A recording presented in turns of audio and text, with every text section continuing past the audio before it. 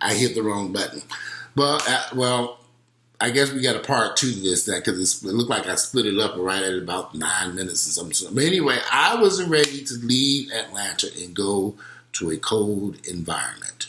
And you'll go back to dealing with cold winter snow. And in New York was a filthy city. I really didn't have any friends and family members there.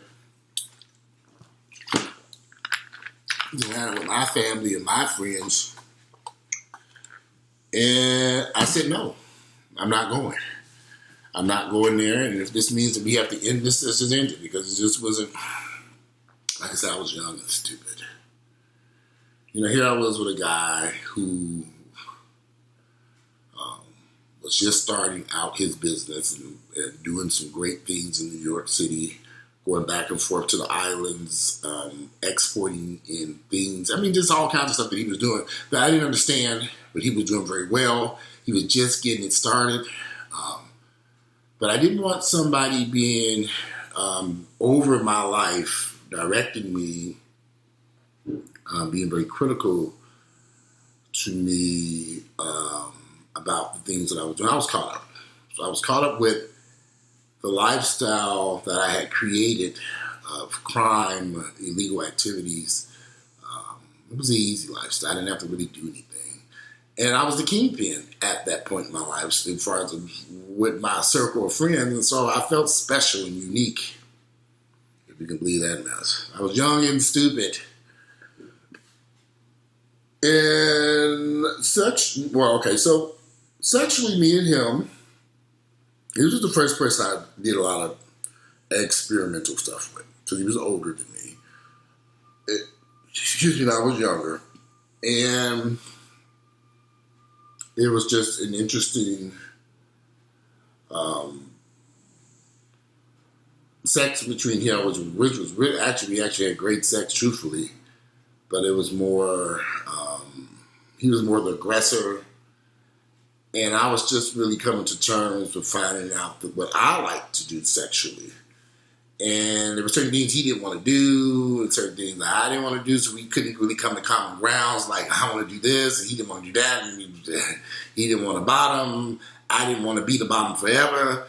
It was so we had to come to terms with our sexual, issues, because he was an older person. Older, bigger, he was much bigger than me. So we had, our sex life was fairly decent. I mean, it was good. But our issues always took place outside the bedroom. Where are you going? What are you doing? Who are you with? Why are you with them? Where, stuff like that. And the questioning, just the constant questions, the constant asking where I was at and what I was doing and who I was with began to trouble me. And the constant, you're moving to New York, the constant attempt to drag me to New York against my will kind of ended up harming the relationship. And again, like I said, I wasn't ready to go. I'd go now, if somebody said, come live in New York, yeah. But back then, I was like, nah, I'm staying in that. I don't really like cold environments. I grew up in Gary, Indiana, so I'm not a fan of all the snow and the ice and the cold. We don't have that mess down here in Atlanta. Right now, it's about 70 degrees outside. It's a beautiful day. I'm wearing a tank top, and this is on March 9th. It's a beautiful day outside. I'm going to go jogging and enjoy this beautiful weather. It's just, I learned with him, I can honestly say he was the first guy that really loved me. And the first person who was willing to go through great lengths to show me that he loved me and he wanted to be with me. Just the timing wasn't right. I wasn't in that space. I didn't really get into that space until about 5 or 6 years later. After I'd been through a whole lot of shit and a bunch of terrible relationships with a bunch of good for nothing niggas who wasn't doing shit for themselves. This is the only person I can honestly say that I dated at that time frame who was doing something.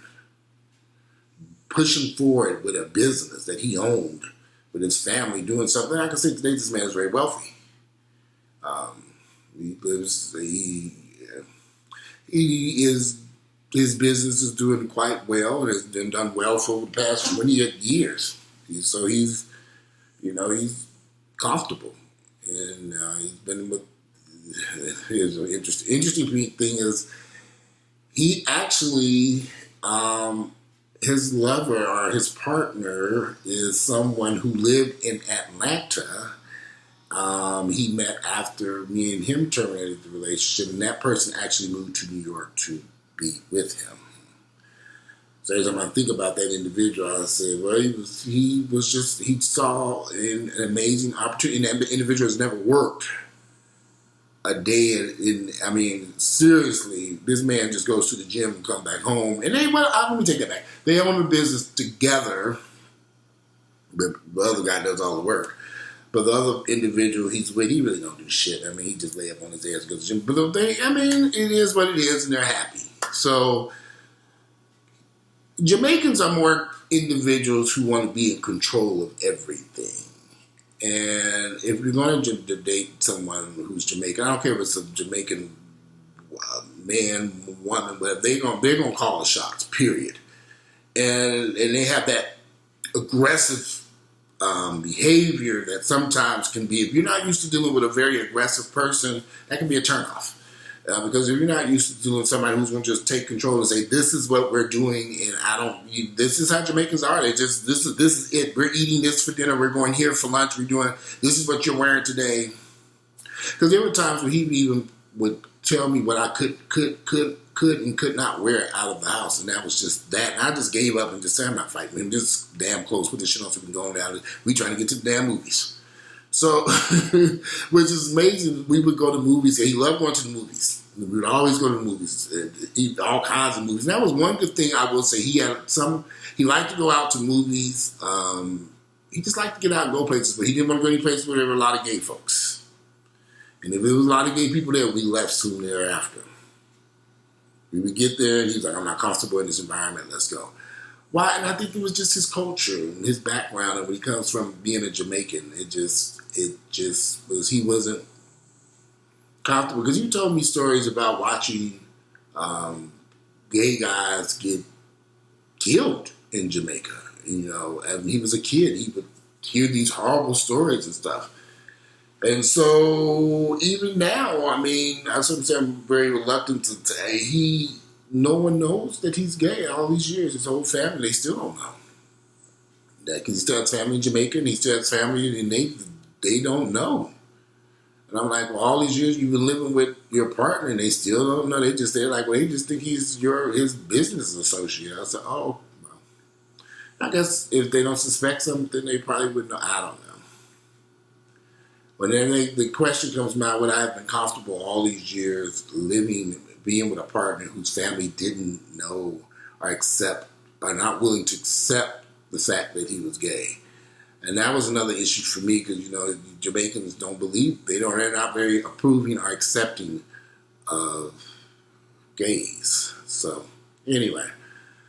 I was trying to, for me, I was trying to not expose the person, so I don't want to be, because this person we're still close, but I just wanted to tell the story. And he was okay with me discussing it because he also agreed that sometimes there's some power in the history, and these videos I do is just a look back because there are now there are a lot more younger Jamaicans coming to America, and they're a lot more freer than he was 20-something years ago. Actually, this would have been approximately 25, 26 years ago than me and him. They might have called and tell me, well, I don't think you realize how long ago. So in our minds, we think of 20-something. It was really almost 26 years ago. It was 1990. So, I screwed up. I messed up. I ain't perfect. That was a perfect example. He was the only person I did that to. There were a couple other guys that I kind of screwed up with. And because I just refused to give up Atlanta, and I refused to give up that life of crime. So, I have my regrets. But ain't much I can do. But anyway, this is 20 minutes too long. What I wanted to talk about. I hope you all got some insight into it. And I had to split it in two videos. I accidentally hit the cut off button on the other one. So anyway, I'm out of here. Enjoy your Wednesday. And I'm going to post these two videos. I'm out. Bye. If you have any questions, don't forget to share my videos with family members and friends and click like, please. That helps me. And share them. And I love to read your comments and your thoughts about my experience dating Jamaican Guy.